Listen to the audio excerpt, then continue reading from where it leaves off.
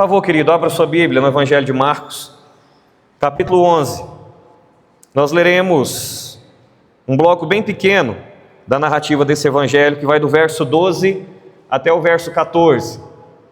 Marcos, capítulo 11, do verso 12 ao 14. Eu quero pedir a você que deixe a sua Bíblia aberta e que à medida que a exposição for acontecendo, você possa acompanhar na sua Bíblia o desenvolvimento dessa narrativa.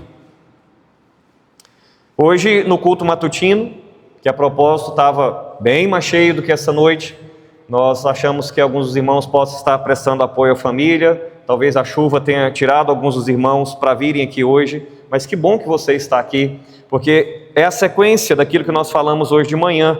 Nós expusemos o texto do 1 ao 11, e agora a narrativa segue, do verso 12 ao verso 14, e diz assim: No dia seguinte, quando saíram de Betânia, teve fome, e vendo de longe uma figueira com folhas, foi ver se nela, porventura, acharia alguma coisa.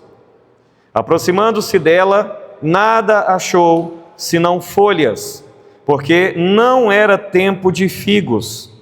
Então lhe disse Jesus: Nunca, jamais, coma alguém fruto de ti.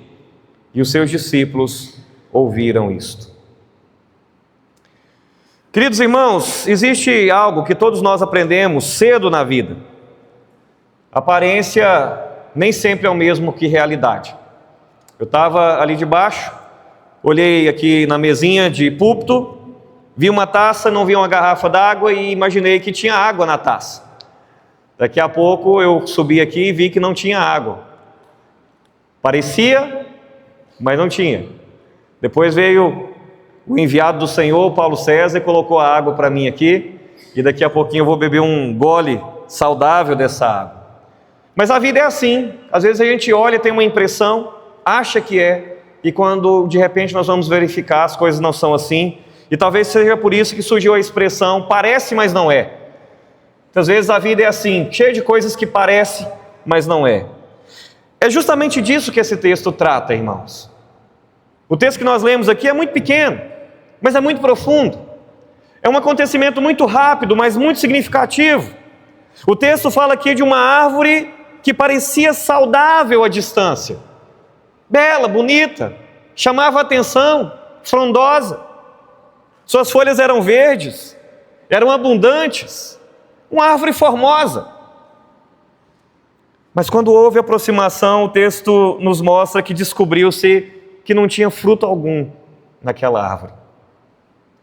Figueiras, quando estavam em períodos, determinadas estações do ano, elas perdiam todas as suas folhas. E quando chegava o tempo então delas produzirem, elas recuperavam as suas folhas, e no meio das suas folhas então apontavam os figos, eles cresciam e eles ficavam prontos para comer. Nem era época de figos, como o texto mesmo nos diz aqui, mas era uma figueira que estava frondosa, tinha folhas. Ela apontava, portanto, que havia frutos, talvez frutos extemporâneos, fora de época. Mas quando houve aproximação, verificou-se que não tinha fruto. Ela parecia que tinha, mas ela não tinha. A verdade, irmãos, é que o texto nos ensina que a mesma coisa pode acontecer também na nossa vida espiritual. E é exatamente disso que Marcos quer tratar quando ele deixa aqui esse acontecimento na vida de Jesus. Porque muitas vezes, irmãos, uma pessoa pode ter linguagem religiosa, ela pode aprender a dizer: misericórdia, irmão, graça e paz, querido, amém, Jesus. Ela pode aprender esse idioma evangeliquez, muito fácil. Às vezes ela pode ter presença na igreja, participação, frequência nos cultos. Às vezes ela pode ter envolvimento nas atividades e até mesmo aparência de maturidade espiritual. Mas ainda assim, irmãos, essa mesma pessoa muitas vezes pode não apresentar fruto verdadeiro diante de Deus. Via de regra, era esse o confronto que Jesus tinha com os fariseus, com os escribas, com os religiosos da época. Aqui em Marcos 11 nós encontramos um episódio curioso, e à primeira vista ele é até desconcertante. Parece até que Jesus não está sendo assim muito elegante, parece até que ele está sendo assim irritado. Parece até que ele está sendo assim um menino criado com vó, que não teve o que ele quis, então agora ele ficou birrento. Assusta no primeiro momento a narrativa. Ele tem fome, diz o texto bíblico. Ele vê uma figueira cheia de folhas. Quando figueiras enchiam de folhas, era sinal que havia início de frutos nela, indícios de frutos nela. Ele aproxima, procura fruto, ele não encontra nada. Daí então Jesus amaldiçoa aquela planta. Talvez se fosse hoje, nesse mundo politicamente correto, Jesus estaria cancelado aqui por alguns. Não é por acaso. Nada que Jesus fazia era por acaso. Esse lidar com a figueira aqui também não é por acaso. Eu gostava de contar histórias para ilustrar os seus ensinamentos, né? É o pastor que perde a ovelha, é a mulher que perde uma moeda. Ele gostava de ilustrar, é o fazendeiro que contrata os servos. Só que nesse momento, ele literalmente traz os discípulos para a cena, e ele contracena com aquela planta ali, literalmente trazendo uma lição.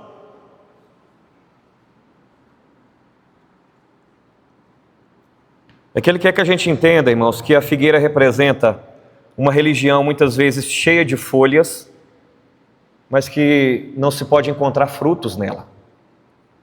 Uma religião aparentemente bonita, frondosa, mas que ao aproximar, de repente, não há fruto sendo produzido ali. E a pergunta que esse texto nos faz, ela é inevitável. E eu gostaria que você fizesse essa pergunta para você essa noite também. O que Jesus encontra quando Ele se aproxima da nossa vida?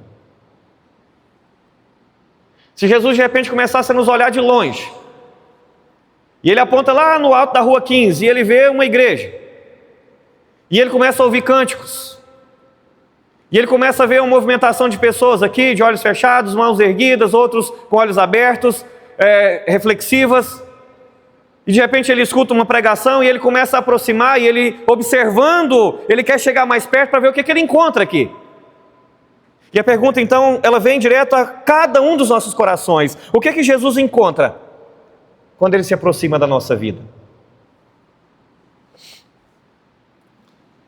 Eu já adiantei hoje pela manhã um pouco do contexto desse evangelho, irmãos. Então só lembrando que Marcos ele apresenta Jesus como o servo rei.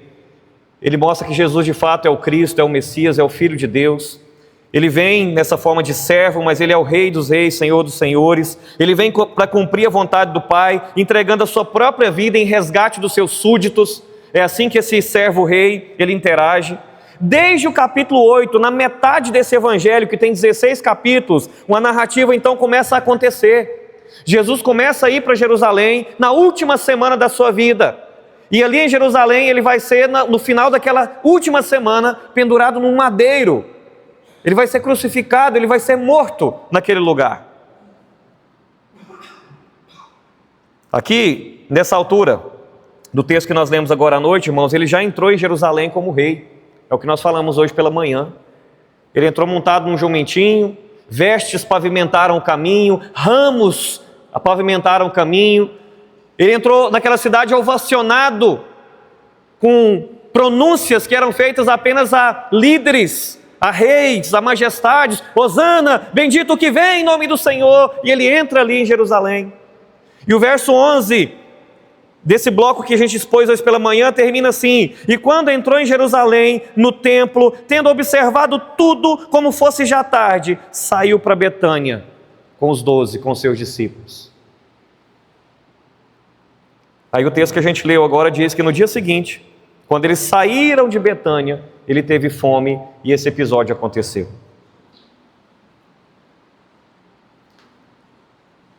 Agora Jesus está voltando para Jerusalém. Ele está saindo de Betânia, mas ele está em Betânia. Betânia é esse povoado que ficava a cerca de 3 quilômetros de Jerusalém, ao pé do Monte das Oliveiras. Era ali que Jesus se hospedava, muitas vezes, ali que Jesus tinha os seus amigos. Durante essa última semana era para ali que Jesus voltava para descansar. Mas quando ele sai de Betânia em direção ao templo, ele confronta a religiosidade vazia que estava dominando Jerusalém. Essa é a ponte, irmãos. Essa é a ponte. Esse episódio aqui em Marcos faz parte de uma estrutura literária muito característica desse evangelho. Marcos, em muitas passagens, ele constrói o seu evangelho, o seu texto, a sua narrativa, como um sanduíche. E aí, se você olhar para a sua Bíblia, você vai conseguir entender o que eu estou falando. Aqui, do verso 12 ao 14, o texto que a gente leu, ele amaldiçoa essa figueira. Olha na sua Bíblia, por favor. Depois do verso 15 ao 19, ele entra em Jerusalém e faz a purificação do templo. Aparentemente belo, movimentado, ele observa no dia anterior, não tem fruto nenhum. Depois que ele faz isso, que ele purifica o templo, Marcos volta para onde? Olha no verso 20, para o episódio da figueira. Eles voltam e passam de novo pela figueira. A figueira agora vai estar seca, e nós vamos falar disso nos outros cultos. Mas percebe que ele começa falando aqui da figueira, traz o episódio do templo, que é o verdadeiro sentido da metáfora da figueira, e depois ele volta na figueira de novo. Então tem um sanduíche aqui, porque o meio desse negócio é que está o ensinamento aqui. Porque a figueira, irmãos, ela interpreta o templo. Ela interpreta o templo. Davi, alguém passou aqui, deixou essa porta aberta, você pode fechar, por favor? Senão a gente vai ter um probleminha aqui agora. Obrigado, Davi. Queridos, então, assim como a árvore tinha folha, mas ela não tem fruto aqui, Jesus está percebendo que o sistema religioso de Israel tem aparência espiritual, tem estrutura, visivelmente é bonito, tem sacrifício, tem sacerdote, tem pessoas ali adorando, mas ele não encontra fruto. Por isso eu quero te encorajar a você não perder a próxima mensagem dessa série, domingo que vem pela manhã. É central a gente entender, quando Jesus chega no templo, o que ele encontra ali.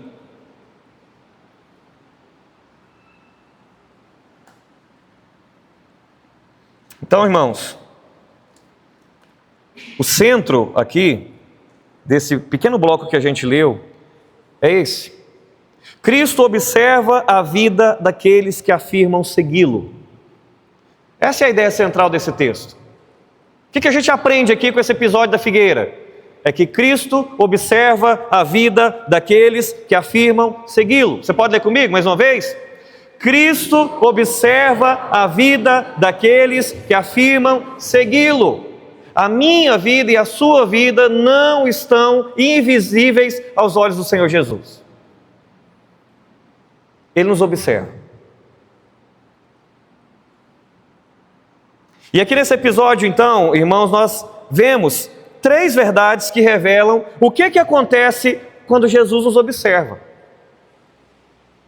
Se nós estamos seguindo Jesus, ou afirmamos que estamos seguindo Jesus, e se a Bíblia diz que Ele nos observa, como Ele fez lá no verso 11, no dia anterior, observou Jerusalém, observou o templo, observou as pessoas, o que esse texto nos ensina, então, sobre o que acontece quando Jesus nos observa? 3 coisas aqui.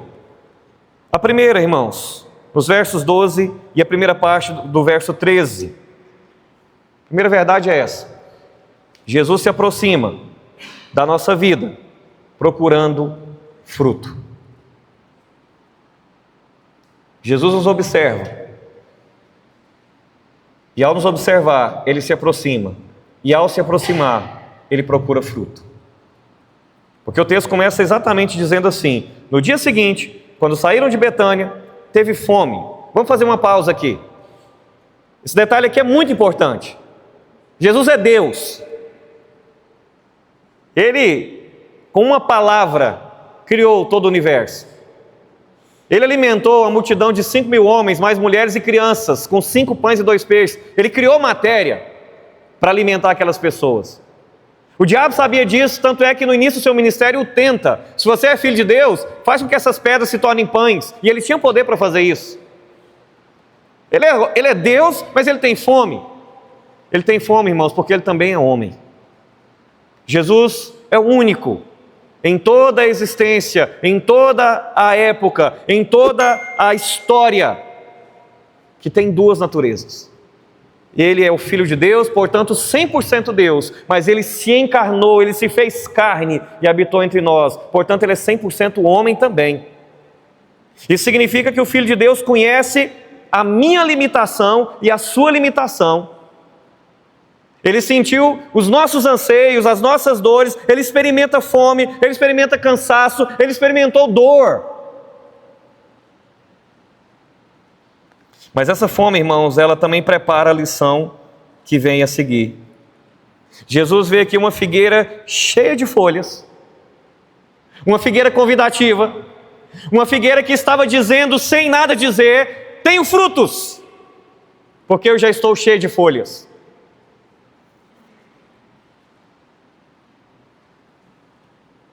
E quando ele vai até ela, e isso é significativo, porque Cristo não nos observa de longe, Ele nos observa, mas Ele se aproxima dos nossos corações. Ele examina, Ele procura fruto. Isso aqui traz para nós, irmãos, uma lição muito rica. Porque Jesus, Ele não apenas observa a nossa vida de longe, Ele se aproxima para ver se verdadeiramente aquilo que nós aparentamos tem gerado fruto. Isso aqui é profundo na nossa teologia, porque um dia você e eu estaremos diante de Cristo, todos nós. Inevitavelmente, todos os seres humanos comparecerão na presença do Senhor. E uma coisa que fica muito clara é que Ele não vai examinar apenas a nossa aparência religiosa, a nossa exterioridade, nosso comportamento, nossa conduta. O que a Bíblia deixa claro em vários lugares, em várias passagens, é que o Senhor irá procurar pelos nossos frutos. Então, esse texto ele nos confronta, irmãos. Porque a pergunta que precisamos fazer agora é: Cristo encontra verdadeira transformação na nossa vida? A nossa vida tem produzido frutos diferentes a partir do momento que nós tomamos a decisão de andar com Jesus, de sermos discípulos de Jesus, de sermos a noiva de Jesus, o corpo de Jesus, o povo de Jesus. Existem evidências de graça, de Cristo no nosso caráter, nas nossas ações. Há um exalar do bom perfume de Cristo nas nossas vidas. Enfim, irmãos, a nossa fé tem produzido algum fruto visível no reino? Mais do que pessoas nos vendo indo à igreja, por meio da nossa vestimenta, por meio da nossa conduta, por meio da nossa Bíblia, por meio do nosso percurso, por meio da nossa história, por meio da nossa tradição, há evidências no nosso testemunho que apontam para Jesus, frutos tangíveis, visíveis. Porque é exatamente disso que a lição trata. Não é meramente uma situação de Jesus e aquela figueira que não deu fruto para matar a fome dele, mas ali é uma parábola, uma ilustração em tempo real para aquilo que Jesus estava vendo no templo no dia anterior e que faria imediatamente após entrar em Jerusalém. Muito belo, mas sem fruto, sem vida. Isso nos leva, irmãos, imediatamente à segunda verdade que esse texto nos apresenta. Ainda no verso 13, diz que Jesus se aproxima, observa e nada achou, senão folhas. E aí Marcos acrescenta, porque não era tempo de figos. Isso aqui é para nos informar que aquela figueira, inclusive, havia florido ou gerado as suas flores fora de tempo, mas não havia produzido fruto. Nada achou senão folhas. É isso, irmãos. Uma árvore que parecia saudável, uma árvore que chama a atenção, mas era apenas aparência, era apenas exterioridade. Folhas daquele tanto prometiam frutos, mas quando foi verificado não havia fruto algum. Jesus está ilustrando, irmãos, o retrato de uma religiosidade vazia. Porque no episódio seguinte, Jesus vai mostrar para nós, irmãos, que é possível ter culto sem ter adoração verdadeira, sem ter devoção. É possível estar na igreja e estar longe de Cristo. É possível estar na igreja e estar dormindo. É possível estar na igreja e estar no celular. É possível estar na igreja e pensando nos boletos de amanhã. É possível.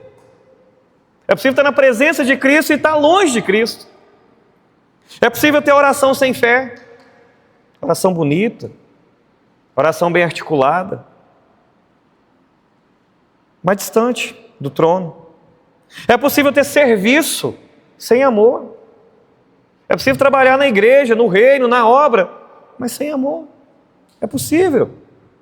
É possível guardar uma cultura, guardar uma tradição religiosa, mas sem ser transformado. É possível. É possível, irmãos, termos aparência, mas não termos vida verdadeira com Cristo. Então a aparência, muitas vezes ela pode enganar de longe. Eu olhei e achei que tinha água nesse copo. Não parece que tem? Bem aqui, ó. É só o desenho do copo. Não tem. Parece, mas não é. A aparência pode enganar de longe. Mas a verdadeira confirmação, irmão, são os frutos vistos de perto. Isso explica por que Jesus confrontou o templo aqui, nesse episódio seguinte. Porque Jerusalém, irmãos, tinha rituais, tinha sacrifícios. Jerusalém tinha sacerdotes, tradição religiosa, estola sacerdotal, liturgia, tudo. Mas faltava o principal. Jesus não encontra naquele lugar fruto de fé verdadeira. Isso continua, portanto, burilando nosso coração. E a despeito se você entrou aqui hoje a primeira vez, ou se você tem uma caminhada já de longo tempo com Cristo, a pergunta que vem direto ao nosso coração é: a nossa fé se tornou uma fé apenas tradicional, cultural, familiar? Ou ela tem produzido fruto? A nossa espiritualidade é apenas exterior, ou verdadeiramente nós estamos lançados aos pés de Jesus, como Maria, que aprendemos outro dia? Querida igreja, a nossa vida tem mostrado evidências de transformação.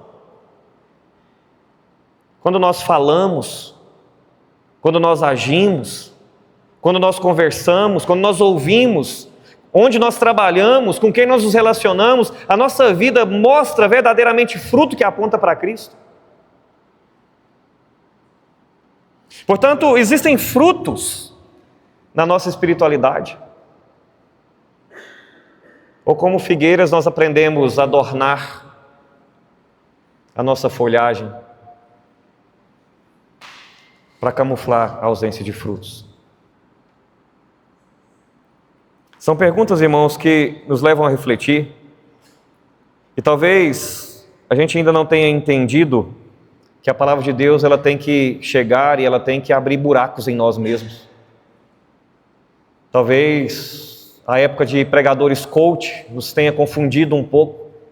Esse evangelho que infla o ego, esse evangelho que eleva a condição do homem à menina dos olhos de Deus, quando na verdade nós somos miseráveis pecadores.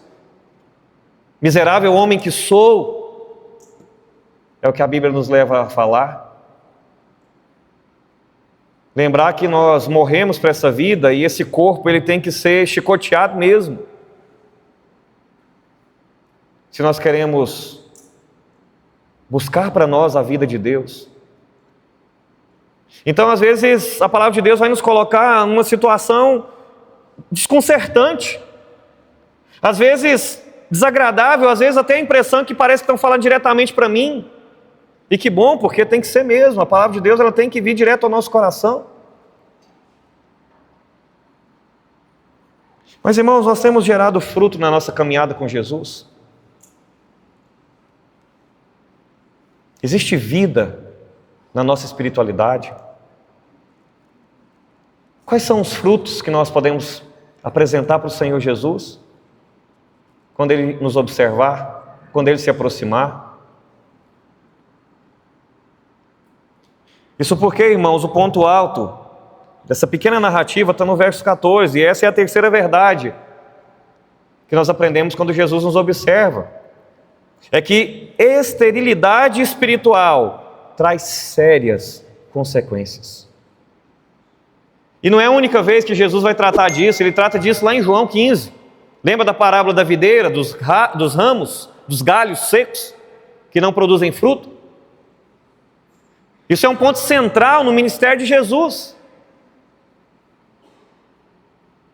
Então Ele pronuncia, irmãos, uma palavra muito solene para essa figueira: nunca jamais. E apelando um pouquinho para a língua portuguesa, nós sabemos que essa expressão é muito forte. Nunca jamais coma alguém fruto de ti. Porque o propósito daquela figueira, quando Deus na criação estabeleceu que houvessem figueiras, é que elas produzissem figos e servissem para alimentar homens e animais. O único propósito daquela figueira era produzir frutos para glorificar a Deus. E a única coisa que ela tinha que fazer, ela não fez. E Jesus então disse: se você não presta para fazer o que você foi feito para fazer, então você não presta para mais nada. Nunca, jamais alguém coma fruto de ti. Essa, irmãos, é uma sentença de juízo. O rei está ali diante da figueira. Não é um acesso de irritação de Jesus, como eu disse no começo, nos assusta, espanta, parece um menino birrento. Não, não, não, não. É um ato profético. É uma ilustração do que Ele faria em Jerusalém a seguir. Jesus está ensinando aos discípulos, irmãos, que Deus leva a sério a nossa realidade espiritual.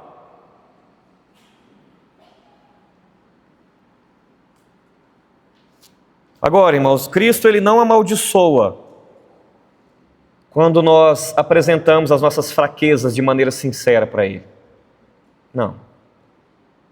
Quando somos humildes e expressamos a Ele: Senhor, eu não tenho fruto, Senhor, eu não tenho nem folhas, eu não tenho nada para apresentar para o Senhor. Não, não, Ele não nos amaldiçoa, mas Ele condena uma esterilidade disfarçada. Aparenta ser algo que não é. Aqui há uma condenação.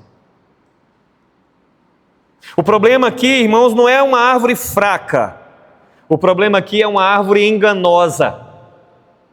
O problema no reino nunca foram os seguidores de Jesus fracos, que dependem da graça, que dependem da misericórdia, que clamam pelo perdão do Senhor.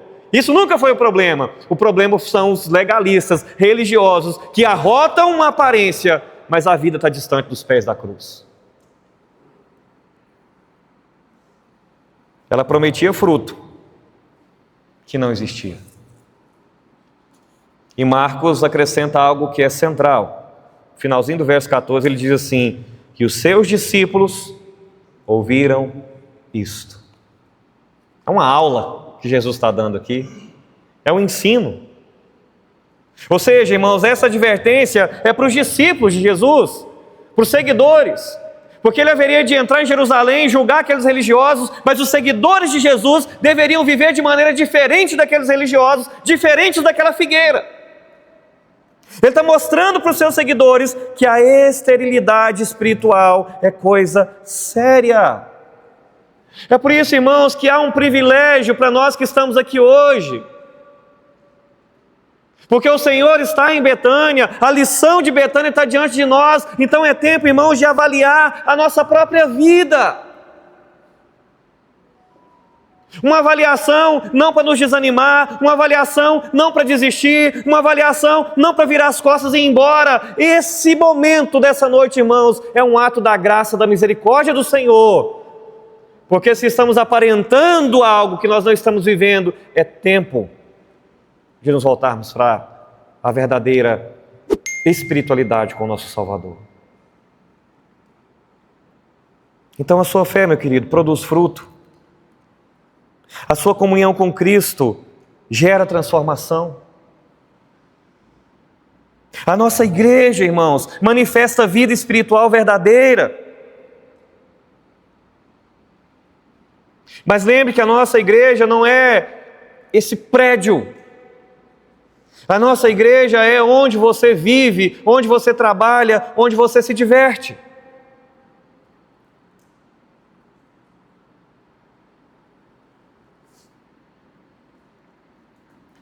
Irmãos, esse episódio, ele nos leva inevitavelmente à cruz.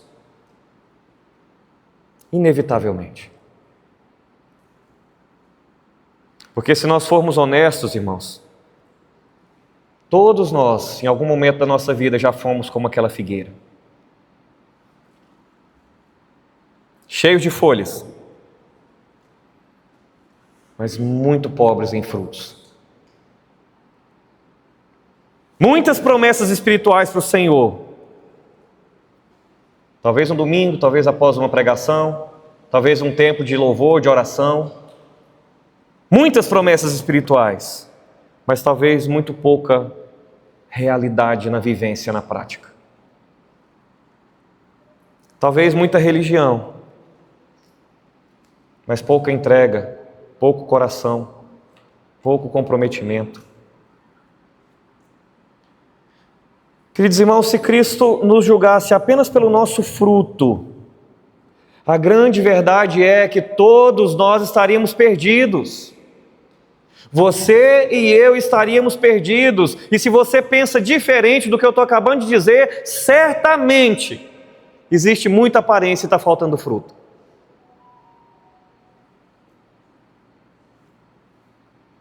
Porque a própria Bíblia diz que todas as nossas obras não passam de trapo de imundície diante do Senhor. E foi por isso que o Filho de Deus precisou entrar na história. Na plenitude do tempo, Ele veio para que a obra dEle superabundasse sobre as nossas obras. Para que o fruto dEle verdadeiramente prevalecesse sobre os nossos frutos. E essa é a boa notícia do Evangelho, irmãos. Jesus veio exatamente para salvar pecadores estéreis, como eu e como você. E foi exatamente por isso, irmãos, que Ele foi lá para aquela cruz. Porque ali naquela cruz, irmãos, o nosso Salvador carregou a nossa culpa, a nossa hipocrisia e a nossa esterilidade espiritual de uma vez para sempre. Naquela cruz, irmãos, o nosso Salvador recebeu o juízo que todos nós aqui merecíamos. E é pela sua graça que Ele nos dá vida nova. É somente por sua graça que Ele nos transforma em árvores que podem produzir frutos. Sem mim, nada podeis fazer. Mas se esses ramos estiverem ligados à videira, produzirão muitos frutos. Quem permanece em mim, esse dá muito fruto. Essas são as palavras de Jesus em João 15. Então, irmãos, a pergunta que precisamos fazer para encerrar essa mensagem é: que tipo de árvore nós queremos ser em 2026? Árvores frondosas, belas, atrativas, que vendem uma boa imagem, mas que não há nenhum fruto? Ou árvores que frutificam para a glória do nosso Salvador?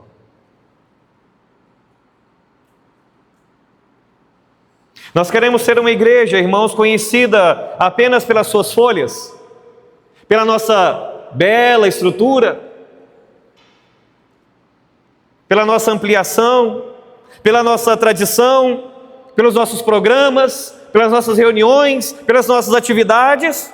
Ou nós queremos ser uma igreja, irmãos, conhecida em Goiânia, e no Brasil e no mundo, pelos frutos reais do Evangelho na vida de cada um de nós? Que a nossa Betânia, irmãos, seja um lugar onde Cristo encontra fruto verdadeiro. Que o seu coração, que a sua casa, que a nossa igreja seja o lugar que Jesus observa e, se aproximando, encontra fruto verdadeiro que satisfaça o seu anseio. Mas talvez você tenha vivido uma religião de aparência. Talvez você tenha achado que ir à igreja é suficiente, talvez você tenha achado que estar num culto é suficiente. Quero te lembrar que Jesus ele não veio apenas para melhorar a nossa aparência espiritual, para você de alguma forma comunicar para as pessoas ou para alguém que você é um crente porque você vai à igreja, porque você crê em Deus. Ele veio, queridos, para transformar o nosso coração, porque o nosso coração é desesperadamente corrupto. Ele veio, irmãos, para ir para aquela cruz, e ali naquela cruz ele veio pagar pelos nossos pecados. Ele veio para matar a morte, e vencendo a morte na ressurreição, ele veio nos oferecer nova vida, vida eterna, vida diferente de tudo que essa vida pode nos oferecer. E hoje, ele te convida a permanecer nele. Talvez você esteja cansado de construir uma imagem. Talvez você esteja cansado de construir uma aparência. Talvez você esteja cansado de construir um argumento. Joga tudo isso fora. Se lance aos pés do Senhor. Confesse a Ele os seus pecados. A palavra de Deus diz que aquele que o confessa e deixa alcançará misericórdia. Diga para Ele: Senhor, eu tenho sido um religioso. Senhor, eu tenho vivido muitas vezes escondido de trás de uma máscara, de trás de uma aparência, mantendo uma tradição, mantendo uma cultura, mantendo uma postura que às vezes quer construir uma imagem para as pessoas, tentando mostrar algo que eu não sou, Senhor, mas que eu serei pela graça do Senhor em mim e pela graça do Senhor somente, não pela minha folhagem, mas pelo fruto do Senhor em mim, que gera fruto para o Senhor. Que essa seja a sua oração essa noite, meu irmão. Jesus ele está em Betânia, Ele está observando. E ainda que Ele não encontre nenhum fruto na nossa vida essa noite, mas que Ele encontre desejo de frutificar no reino dEle, para a glória dEle. Que você possa dizer: Senhor, que o Senhor me faça frutificar no Teu reino. Senhor, que o Senhor me faça, para a glória do Senhor, parte desse povo que ama a Deus e ao próximo, em comunhão, e que o meu fruto, Senhor, seja o propósito que o Senhor me chamou para ser como igreja. E o que o Senhor me chamou para ser como igreja? Fazer e treinar discípulos de Cristo, até que Ele venha. Porque é essa igreja que nós queremos ser, irmãos. Uma igreja viva na adoração, relevante, atuante na sociedade, acolhedora, mas uma igreja que frutifica na dedicação por transformar vidas para a glória do Senhor por meio do Evangelho. Que você seja essa Betânia. Que você não viva numa Betânia de um multiverso paralelo, mas que você seja Betânia em Betânia verdadeiramente. Quando Jesus saiu de Betânia naquele dia, irmãos, Ele estava procurando fruto. E 2000 anos depois, Ele não parou de fazer isso. O Senhor ainda continua procurando fruto. Hoje Ele está aqui. E Ele não está aqui para outra coisa, senão para procurar fruto. Que quando Cristo se aproximar da sua vida, da sua casa, do seu coração, que Ele não encontre apenas folhas, mas que Ele encontre frutos para a glória de Deus. Que Ele encontre um coração desejoso em frutificar no reino dEle, para a glória de Deus.